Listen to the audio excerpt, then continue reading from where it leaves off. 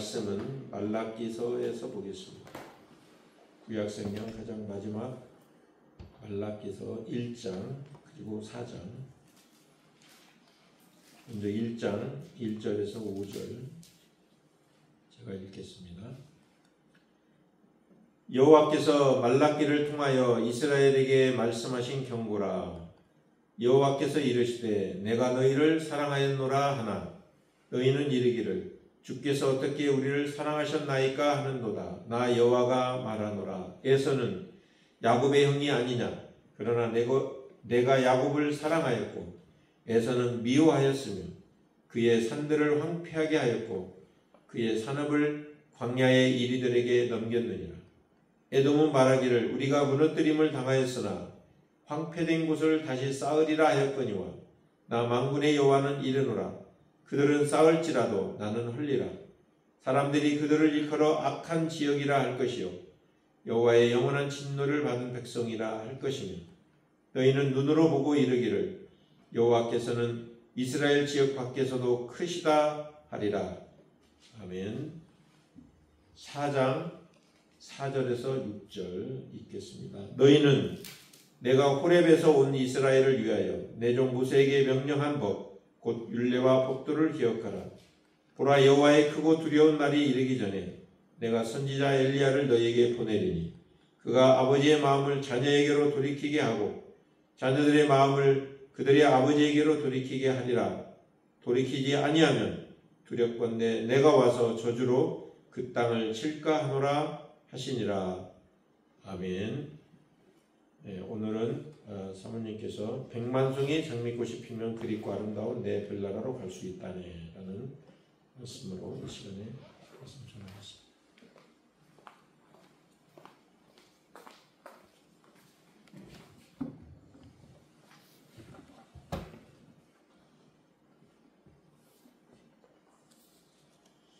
기도하시겠습니다.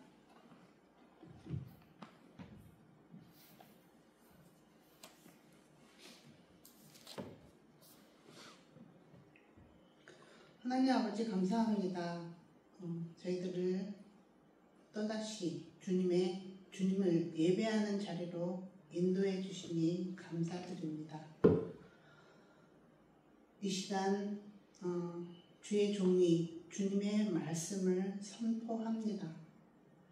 부족한 종의 모습으로 부족한 종 때문에 주님의 말씀이 주님의 뜻이 흐려지지 않도록 주의 종의 모습은 감추어 주시고 오롯이 하나님의 뜻만 드러나는 귀한 예배의 자리가 될 수 있도록 축복하여 주시옵소서. 예수님 이름으로 기도합니다.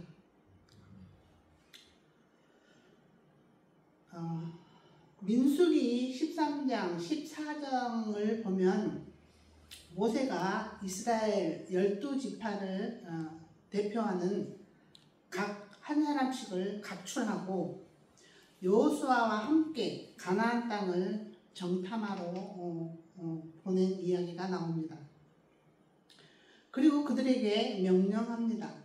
가서 그 땅을 정복할 수 있을지 없을지, 그들이 강한지 약한지, 수가 많은지 적은지, 그들이 사는 땅이 좋은지 나쁜지, 토지가 비옥한지 메마른 나무가 있는지 없는지, 성읍이 진영인지 산성인지 탐지하고 담대함으로 나가서 또 그 땅의 실과를 가져오라 명령합니다.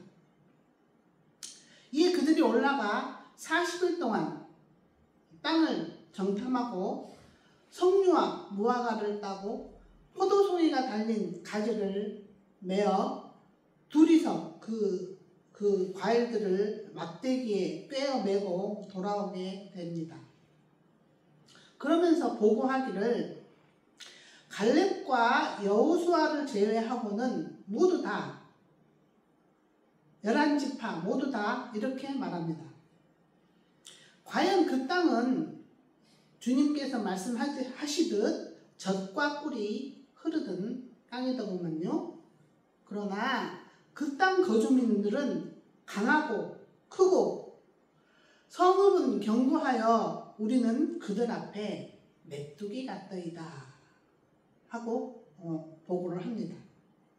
이 말인즉슨 그들을 정복하기보다는 오히려 우리가 잡아 먹힐 것 같다는 말인 거죠. 그러니 여호수아와 갈렙은 그 관점에 대해서 강하게 반대합니다. 그 땅이 제 아무리 강해 보이고 커 보인다 할지라도 여호와께서 우리와 함께 하시고 우리가 여호와께 기뻐하심을 받으면 그 땅을 우리가 차지할 수 있고 여호와께서 그 땅을 우리에게 주시리라 하고 주장합니다. 같은 환경을 보고 똑같은 환경을 보고 다른 보고를 하는 사람들, 무엇이 그들로 하여금 두 갈래 길로 나누어지게 하였을까요? 지레 겁먹은 부류는 현실을 바라봄이었고 담대한 여호수아와 갈렙은 약속을 바라봤기 때문일 것입니다. 여호수아와 갈렙이 그 땅을 차지할 수 있었던 것은 메뚜기 같은 자신들을 바라보는 것이 아니라 나 여호와가 너희를 가나안 땅에 반드시 드리고야 말 것이야 하는 하나님의 약속을 믿었기 때문이라는 거예요. 그렇습니다. 우리 하나님을 믿는 신자들, 성도들은 현실을 바라보고 내 삶의 방향을 결정하는 것이 아니고 하나님의 약속을 바라보고 내 삶의 행동 방식을 결정하고 살아야 하는 사람들입니다. 하나님께서 하신 그 약속은 무엇입니까? 야곱에게 한 언약, 즉 내가 너를 지명하여 불렀나니 너는 내 것이라 하는 일종의 혼인서약.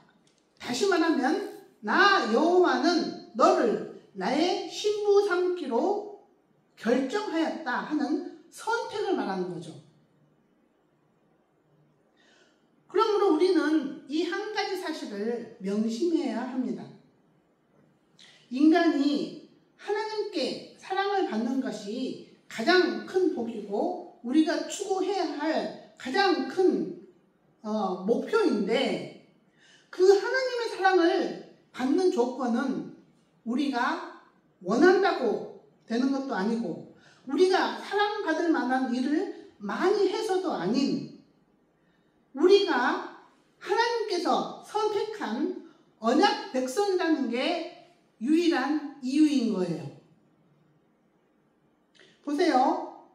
이스라엘 백성들이 모세와 함께 홍해를 건너고 가나안 땅에 들어가는 과정에서 하나님 보시기에 못난 짓, 어리석은 짓, 더럽고 역겨운 행동들을 많이 합니다. 그러니 하나님께서 이렇게 말씀하시죠. 내가 너희들이 하는 꼴을 보니 너희들에게 가나안 땅을 주겠다고 약속을 했으니 그 땅에 너희들을 들여보내긴 하겠지만 나는 너희와 함께 가지는 않겠다. 너희와 함께 동행하지는 않겠다. 이렇게 합니다. 그러니 모세가 하나님께 이렇게 말하죠. 하나님이 우리와 함께 동행하지 않고 가나안 땅에 우리가 들어가는 것이 무슨 의미가 있습니까? 그러시려거든 차라리 내 이름을 그 생명책에서 지워주십시오 하며 이렇게 말합니다. 그들은 이스라엘 백성들은 하나님의 언약 백성임을 기억하시옵소서. 다른 민족들이 우리의 이런 모습을 볼 때 너희가 섬기는 하나님은 약속도 지키지 않는 신이구나 하며 주님의 이름이 멸시받을까 두렵습니다. 하며 이스라엘 백성과 맺은 혼인서약을 하나님께 상기시킵니다. 그러니 하나님께서 그 모세의 말에 설득당하시죠. 왜 우리가 하나님을 신실하신 하나님, 사랑이신 하나님하고 그분을 칭송합니까? 그분은 당신께서 한 약속은 반드시 지킨다는, 당신께서 하신 말씀은 반드시 실현시키시고 구현시키시는 하나님이시기 때문에 그런 것 아니겠습니까? 그래서 그분을 대변하는 성경을 뭐라고 우리가 명칭하는 겁니까? 구약, 신약. 약속을 지키시는 하나님. 이런 이유로 이스라엘 백성에게 이 말씀을 계속해서 반복하시는 거죠. 함부로 맹세하지 마라. 서원한 것은 내게 손해가 올지라도 반드시 지켜라. 신부된 우리도 신랑 되신 하나님의 옆에 설 수 있도록 우리의 품격을 올리시려 하시는 거죠. 그래서 진실한 사랑은 약속을 잘 지키는 데서부터 시작됩니다. 결혼 생활이 행복하기 위해서는 서로가 한 혼인 서약이 잘 지켜질 때 가능해진다는 뜻입니다. 한쪽만 잘해서도 안 되고 쌍방이 같이 서로 노력해야 하는 거예요. 그래서 인간이 이 땅에서 가장 잘해야 하는 일은 하나님을 온 마음과 뜻과 힘 다해 사랑하는 것입니다. 그래야 우리에게 진정한 만족과 기쁨과 행복이 있기 때문에 그래요. 창조주 하나님께서 인간을 그걸 목적하고 지었기 때문에 그렇습니다. 이사야 43장 21절에는 이런 말씀이 있죠. 이 백성은 내가 나를 위해 지었나니 나를 찬송하게 하려 함이라. 찬송, 노래하는 것. 누군가를 노래한다는 것은 그 사람을 사랑한다는 뜻이고 경외한다는 뜻이고 경배한다는 의미가 있습니다. 하나님께 영광을 돌린다 하는 영어 표현이 praise God이십니다. 그분을 노래하고 그분을 경배한다는 뜻인 거죠. 이 찬송은 예배라는 단어로 대체될 수 있는데, 예배는 서로 사랑하는 이들이 만나서 사귐과 교제를 갖는 데이트라고 이해해야 한다고 이미 말씀드렸습니다. 예배를 영어로 서비스라 하지 않습니까? 그래서 예배는 자원하는 마음으로, 즐거운 마음으로, 기대와 설레임으로 나오는 게 맞는 거죠. 사랑하는 사람을 만나러 오는데 억지로 의무감으로 나온다면 그 상대방은 그 데이트를 기뻐하겠습니까?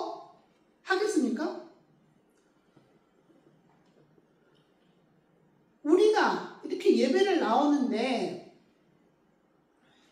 억지로 의무감으로 마지못해 나온다면 하나님께서 그 예배를 기뻐 받으실 건지 생각을 해야 한다는 것이에요.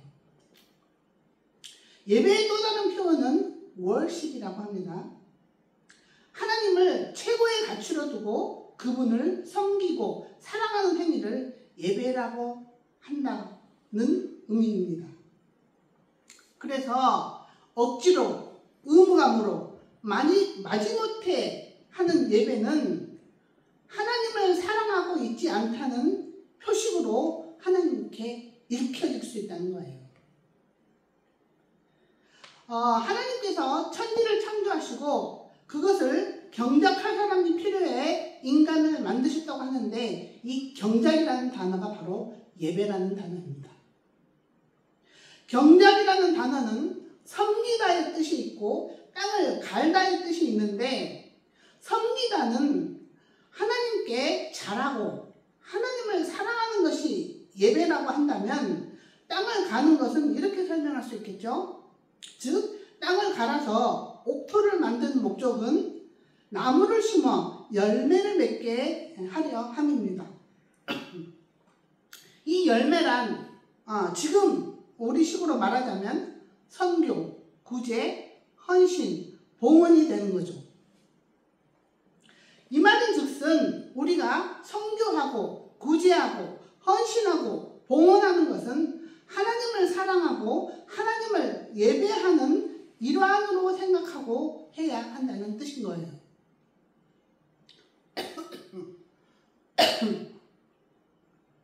더불어서 진정한 예배자, 하나님을 진실로 사랑하는 사람은 이 선교와 구제에 헌신하고 봉헌하게 되어 있다는 의미도 되는 거죠.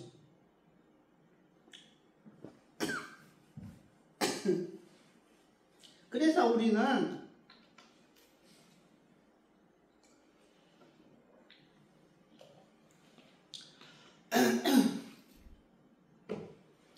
사랑할 줄 아는 사람이 되는 게 중요해요. 하나님 사랑은 이웃 사랑으로 표현되는 것이니까요. 우리는 흔히 말하기를 믿음으로 구원받는다, 믿음으로 천국 간다, 믿음으로 영생 얻는다 하는데, 이 믿음이라는 단어도 그 원어의 뜻을 정리해보면 결국은 사랑입니다. 헬라어로 피스티스는 영어로 faithfulness인데, 여기에는 충성, 신뢰, 성실, 꾸준함의 뜻이 있습니다. 제가 이 단어를 그 네이버에서 이렇게 치니까 요즘은 뭐 어학사전으로 안 가고 뭐 AI가 뜨더라고요. 여하튼 이 믿음을 이렇게 그 AI가 정리를 해 놓더라고요. 첫째, 결혼한 사람이 외도를 하지 않고 배우자에게 충실한 것, 또는 어떤 집단이나 조직에 오랜 기간 헌신하는 태도, 특정 대상에게 변함없는 애정과 지지, 약속을 꾸준하게 지키는 행동이라고 설명해 놓았습니다. 우리가 외국 영화를 보다 보면 결혼한 사람이 외도를 하지 않고 배우자만 사랑하는 것을 저 사람은 아내에게 성실한 사람이야 하고 표현합니다. 그때 쓰는 단어가 바로 faithfulness예요. 결혼 관계에서 서로에게만 충성하고 서로에게만 헌신하는 것을 저 사람은 나에 대해 성실해, 나는 내 아내에게 성실해 하고 표현한다는 거죠. 그래서 믿음으로 구원받는다 하는 걸 나는 죄인입니다, 예수님이 내 죄를 용서해 주셨음을 믿습니다 고백하면 끝 하는데, 그건 시작에 불과한 것이지 그런 고백으로 한 번 구원은 영원하다 생각하는 것은 위험한 생각입니다.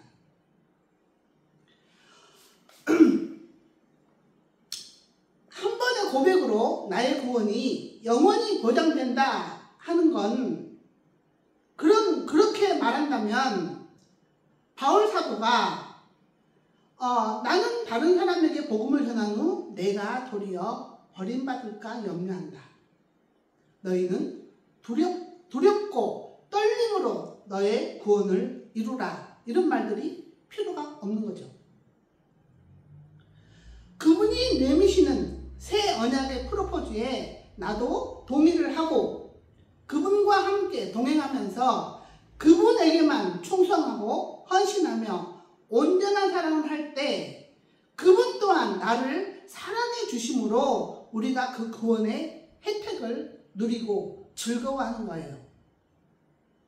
마치 김혜경 씨가 이재명 대통령의 부인으로 그를 섬기고 그 사람만 사랑함으로 대통령의 영광을 같이 누리는 것과 같은 이치인 거죠.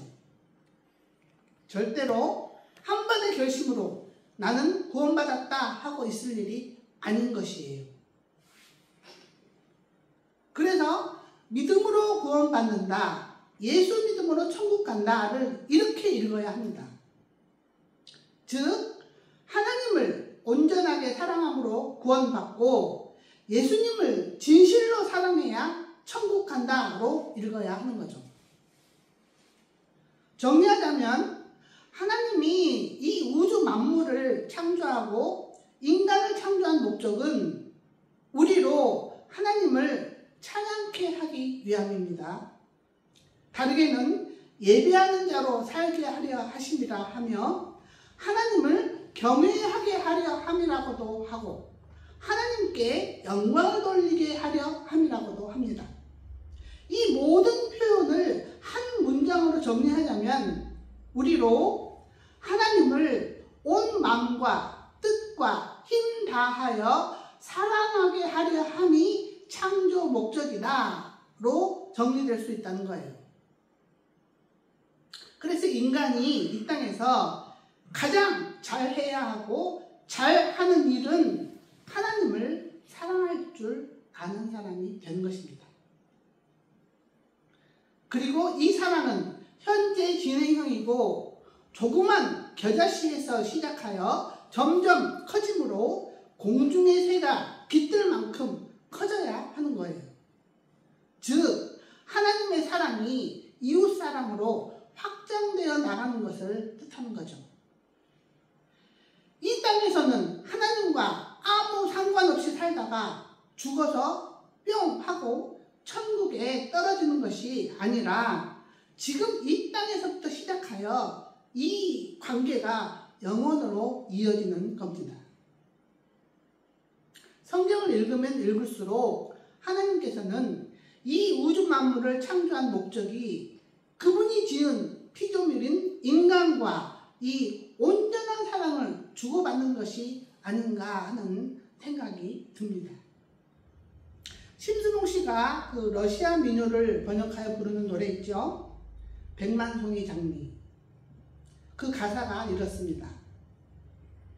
먼 옛날 어느 별에서 내가 세상에 나올 때 사랑을 주고 오라는 작은 음성 하나 들었지.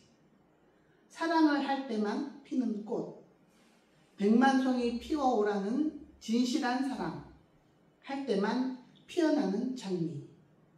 미워하는 마음 없이 아낌없이 사랑을 주기만 할 때 백만송이 꽃은 피고 그립고 아름다운 내 별나라로 갈 수 있다네. 이 러시아 민요는 하나님께서 우리를 세상에 보내신 이유를 말해주는 것 같습니다. 결혼을 통해 맑은 날이나 흐린 날이나 건강할 때나 아플 때나 늘 함께 동행하며 서로만을 바라보며 서로에게만 헌신하는 사랑을 할 줄 아는 사람이 되기를 바라시며 우리를 이 땅에 내보내신 것 같은 생각이 든다는 말이죠. 각 나라마다 그런 하나님 뜻을 이렇게 대신 이야기해주는 그런 이야기나 노랫말이 주어지는 것 같습니다. 우리나라는 춘향전이 그렇다고 생각합니다. 이몽룡에 대한 정절을 지키는 기생의 딸 춘향. 이 춘향이는 하나님께 대한 정절을 지키는 우리 모두를 대변하죠. 설교를 준비하면서 이런 생각을 잠시 해보았습니다. 어쩌면 사랑할 줄 아는 사람만 천국에 들어갈 수 있겠다. 사랑할 줄 모르는 사람은 천국에 들어갈 수 없다. 오래전에 이런 인생 스토리를 접한 적이 있었습니다. 남자는 학교 영어 선생님으로 재직 중에 아내와 결혼하여서 애를 하나 얻게 됩니다. 그런데 그 아이가 1살이 되기 전에 이 아내가 뜻하지 않게 젊은 나이에 위암으로 세상을 떠나게 됩니다.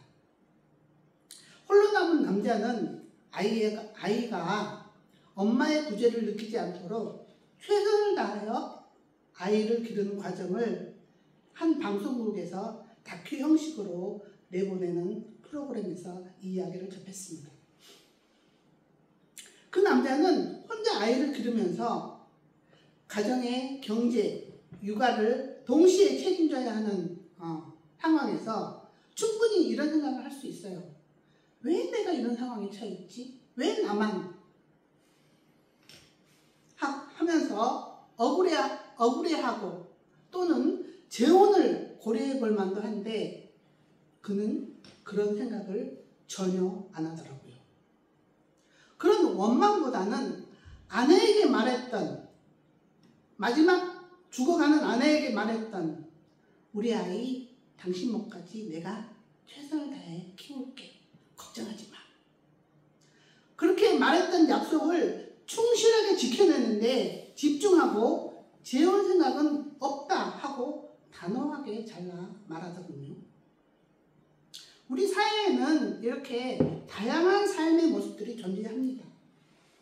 배우자가 시퍼렇게 눈뜨고 살아있음에도 다른 사람에게 장가들고 시집가는 사람들이 있는 반면 배우자가 죽어 곁에 없는데도 불구하고 그 사람과 함께한 시간으로 만족하고 다른 대상에게 눈길을 줄 생각조차 안 하는 사람들. 이들의 갈림길에는 무엇이 이종표로 서 있는 것일까요? 전자는 사랑하는 것이 뭔지 제대로 알지 못하고 배우지 못했기 때문이고, 후자는 사랑할 줄 아는 사람이 되었기 때문이라고 생각합니다. 결혼 생활에 다툼이 있고 불화가 있고 미움이 있고 반목이 있는 이유는 사랑이 뭔지 배우지 못했기 때문이고 사랑할 줄 모르기 때문인 것 같습니다. 그래서 우리는 사랑할 줄 아는 사람이 되는 게 중요해요. 결혼의 목적을 내가 행복하기 위해서 하는 것이 아니라 사랑이 무엇인지 알고 배우고 사랑할 줄 아는 사람으로 성장하는 것으로 삼아야 한다는 뜻입니다.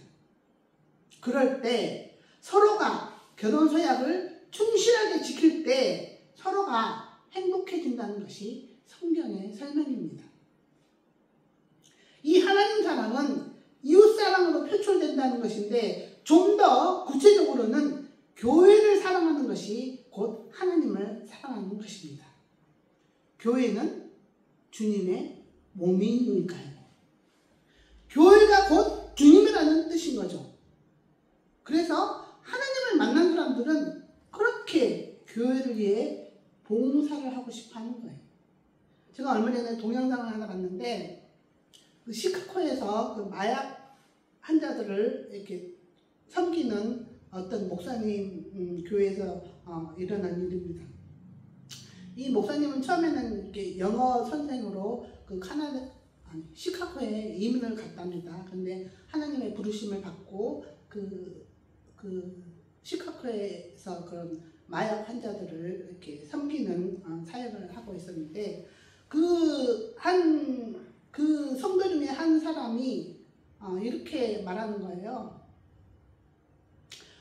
자기는 이렇게 이 목사님이 이제 이렇게 매주 한 번씩 그 길거리에 나가서 노숙인들에게 이렇게 먹을 것도 주고 교회 나가서 뭐 예배하라고 막 그렇게 하는데 근데 그것을 통해서 왔는데 이 목사님이 처음에는 그러더라고요. 처음에 나는 그들을 섬기려고 할 때 그들에게 먹을 것을 주고 옷을 제공하고 그럼으로써 시작했는데 도통 그들이 변화되지 않더랍니다. 그래서 이건 아닌가 싶다 하면서 일단 그들을 예배의 자리로 초청했답니다. 그래서 그들에게 먹을 것도 주지만 예배의 자리를 마련하여서 그들로 하여금 말씀을 듣게 하고 말씀으로 양육하고 성경 공부를 시키고 그러니까 그 사람들이 이렇게 점차적으로 변화되어지는 거죠. 그러면서 그 한 흑인이 이 사람이 이 목사님을 보면서 저 목사님 참 겸손한 사람이다. 우리를 절대 하대하지 않는다. 우리를 절대 내려보지 않는다. 그러면서 그 예배 중에 사람들이 간증하는 것을 듣고 아 나도 저 사람처럼 될 수 있을까 하면서 그 사람들이 내가 하나님의 은혜를 받고 이렇게 예배를 드리면서 말씀 공부를 하면서 이렇게 변화되었다. 집도 생기고 직장도 생기고 이렇게 가정도 생기고 이러면서 간증을 하는 모습을 보면서 나도 저렇게 변화될 수 있을까 하면서 하나님께 간절히 기도하는데 또 말씀을 듣고 기도하고 늘 예배에 이렇게 최선을 다해서 참석하고 그러다가 하나님의 은혜를 받은 거예요. 그리고 그 은혜를 받고 나서는 정말 교회를 위해서 이렇게 섬기고 싶다. 교회를 위해서 내가 할 수 있는 게 뭘까 하면서 이렇게 찾게 되더라는 거예요. 그러면서 그 교회에서 이제 노숙인들을 이렇게 불러서 이렇게 그 밥 주는 뭐라고 식사를 주는 가서 거들기도 하고 설거지도 하고 뭐 교회 청소도 하고 막 그러다가 보니까 그게 너무 즐겁다는 거예요. 그래서 제가 하고 싶은 말은 하나님을 사랑한다면 반드시 그 사람은 교회를 사랑하게 된다는 거죠. 교회 사랑이 곧 하나님 사랑을 표현한다고 하는 것입니다. 하여튼 이렇게 다시 우리가 돌아와서 우리가 하나님의 우리 이 우주 만물을 창조하고 인간을 창조한 목적은 그의 피조물인 인간과 서로 진실되고 온 마음으로 온 정직한 마음으로 서로에게만 헌신하는 그런 사랑을 하기 위함인데 이 하나님과 인간 간의 결혼 관계는 인간의 배신으로 이미 깨진 상태입니다. 하나님보다 세상을 더 사랑하여 하나님 곁을 떠난 상태가 지금 우리의 이런 세상의 상태라는 거죠. 그 상태를 성경은 타락이라고 말하고 우리가 모두 죄인 되었다 표현해요. 그러나 신실하신 하나님은 당신께서 한 약속을 지키시기 위해 잃어버린 신부, 잃어버린 양을 찾으러 이 땅에 오십니다. 그게 십자가 예수 그리스도의 사랑이죠. 그리고 성령을 보내시어 인간이 다시 온 마음과 뜻과 힘 다해 하나님만 사랑하는 대로 돌이키게 만드십니다. 이 의미를 성경은 구원은 은혜로 받는다 하는 거예요. 그러는 과정에서 인간에게 가난과 고난, 죽음을 겪게 하십니다. 그렇지 않으면 인간은 어둠에 묻혀 있어 깨닫지 못하고 그 세상에 묶여 있어 빠져나오지 못하는 거예요. 가난과 고난, 죽음을 통과하면서 하나님을 떠난 삶은 행복하지 않구나를 깨달아 가는 거죠. 제 아무리 세상 것으로 채워봐도 채워지지 않는 뭔가가 있구나. 만족함이 없고 기쁨이 없구나를 깨닫게 하시려는 거죠. 그러니 선민 이스라엘이 그 하나님의 기쁘신 뜻을 알아차리지 못하고 하나님이 우리를 사랑하신다는데 이게 우리를 사랑하는 겁니까? 하고 지금 따지고 있는 거예요. 하나님에게는 이 땅의 재물과 부귀 영화가 중요한 게 아닙니다. 그것들은 조금 있으면 다 좀먹고 녹슬 것들이에요. 그보다 더 화려하고 영광스러운 것을 하늘나라에 준비하고 계십니다. 그의 신부들을 위해서. 이 세상보다 훨씬 더 좋은 것을 달리 표현할 길이 없어 성경에는 영광이라는 단어로 계시록에서 표현하고 있는 거예요. 하나님에게 중요한 건 우리의 진실된 마음으로 하는 사랑, 거짓 없는 사랑, 온전한 마음으로 하는 사랑을 더 귀히 여기세요. 그래서 이 순전한 마음을 보물이라고 신약에서 표현합니다. 그런 말씀 있죠? 내 보물을 하늘에 쌓아라.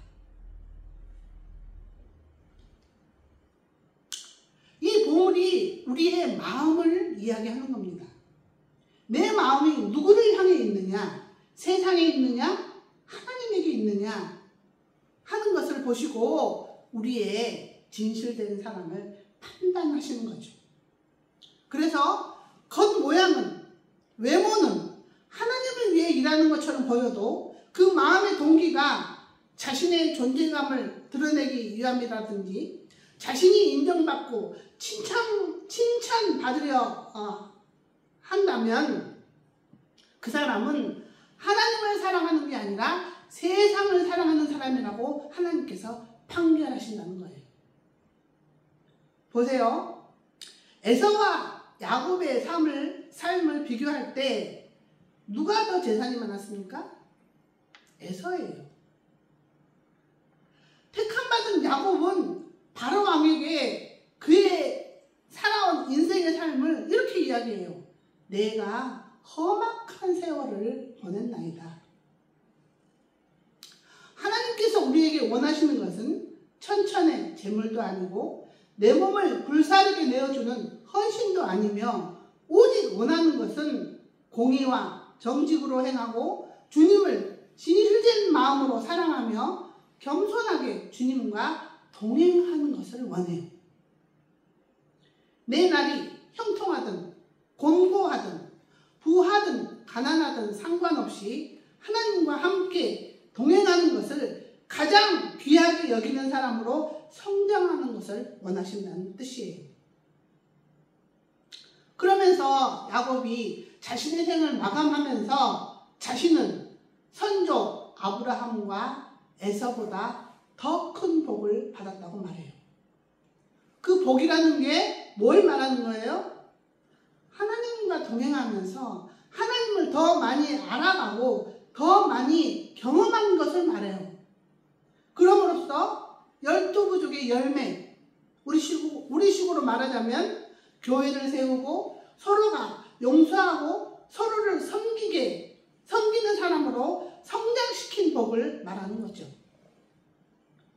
사회적으로 명명이 있는 어떤 부부가 잡지사에서 인터뷰를 하는 과정에서 그 기자가 이렇게 묻더구만요.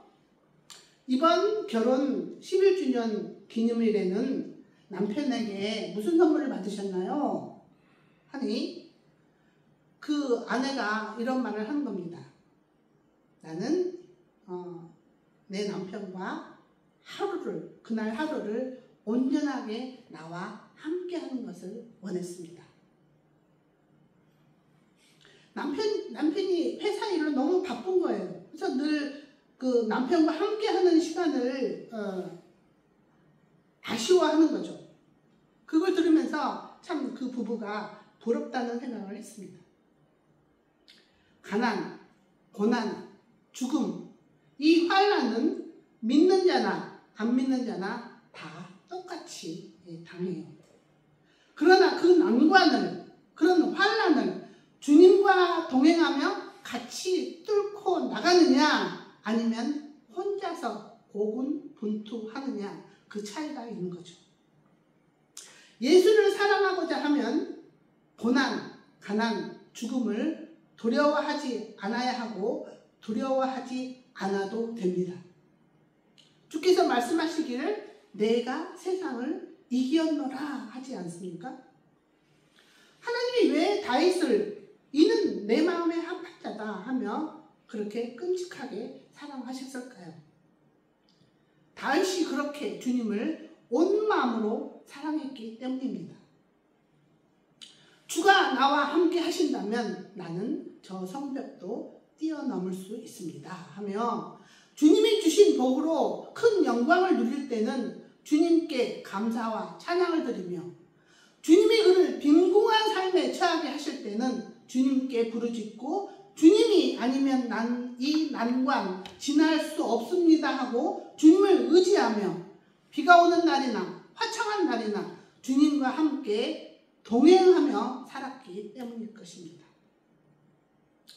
제자들도 마찬가지, 제자들도 그들의 삶에서 주님과 함께 바닷가에서 먹고 마시며 즐거워할 때도 있었지만 폭풍과 파도를 만난 적도 많았지 않습니까? 그러나 주님이 그들의 배에 함께 계셨기에, 그들과 함께 계셨기에 그 폭풍우를 잠재워 주시고 무사히 그 파도를 지날 수 있게 되었던 것입니다. 주님이 나와 함께 하시기만 하신다면 풍부함에도 처할 줄 알고 비천함에도 처할 줄 아는 일체의 비결을 배울 수 있게 되는 거죠. 말씀을 정리합니다. 주님은 우리와 진실한 사랑, 변함없는 사랑, 온 마음으로 하는 사랑을 하고 살기를 원하십니다. 우리가 아는 우리 하나님은 이 천지 만물의 주인이시고 지혜로우시며 선함과 자비와 사랑이 무궁무진하신 분이심을 알아야 합니다. 또한 그분이 택한 신부를 분명하게, 확실하게, 행복하게 해 주실 능력이 있으신 분이십니다. 이 진리를 믿고 그분이 나와 함께 한다는 이 사실 하나로 우리는 항상 기뻐해야 하고, 내게 벌어진 모든 일은 하나님께서 나를 사랑해서 허락하신 일인 줄을 알고 감사할 수 있어야 합니다. 형통할 때는 그분을 찬양하며, 빈궁할 때는 기도함으로 그분을 의지하며 그분과 함께 동행함을 누리고 즐거워해야 하는 것이죠. 오늘 주신 말씀으로 부할 때도 교만하지 아니하고 이웃을 섬길 줄 아는 사람이 되며, 가난할 때도 낙심치 아니하고 기도함으로 다시 일어서서 그분의 능력을 의지하여 다시 일어서서 나아갈 수 있는 저와 여러분이 되기를 축원하며 이 찬양으로 우리의 신앙을 고백하시겠습니다.